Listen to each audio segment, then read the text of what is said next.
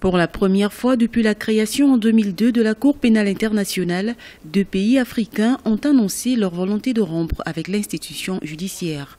La page des départs s'ouvre avec le Burundi le 18 octobre, suivi de l'Afrique du Sud le 21 octobre 2016. Des retraits qui sont la manifestation du sentiment d'iniquité et d'impartialité de la juridiction pénale internationale vis-à-vis du continent africain. Je ne suis pas impressionné par la CPI qui est en train de devenir la CPA. La Cour pénale africaine. Je pense que les crimes commis au Kenya doivent être jugés mais n'atteignent pas le niveau de crimes contre l'humanité. Ce sont des crimes de droit commun.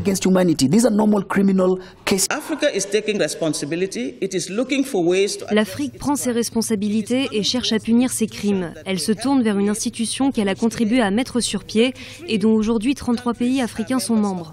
La CPI continuera à travailler pour les victimes. Ceux qui ne veulent pas être inculpés doivent cesser de commettre les crimes. Le régime du président Pierre Nkurunziza, depuis 1 an et demi, est indexé par les ONG de multiplier les exactions et les massacres au Burundi. Mais la pression s'est accrue le 20 septembre 2016 à la suite de la publication d'un rapport accablant sur la violation des droits de l'homme dans le pays.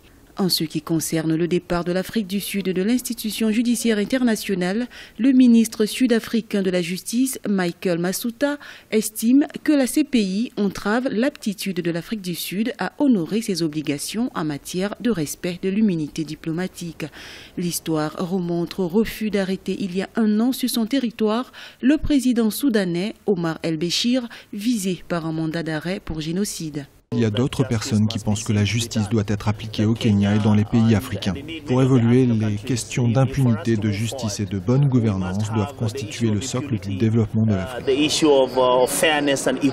La proposition en faveur du retrait des pays africains de la Cour pénale internationale faite par le président kenyan Uhuru Kenyatta a été adoptée à la fin du sommet de l'Union africaine en janvier 2016. Cette proposition kenyane repose sur le sentiment que la Cour pénale internationale cible notamment les dirigeants africains. Même si les débats sur une cour pénale africaine prennent du sens, le début de solution serait certainement avec le procès de l'ex-président tchadien Hissène Habré et les chambres africaines extraordinaires.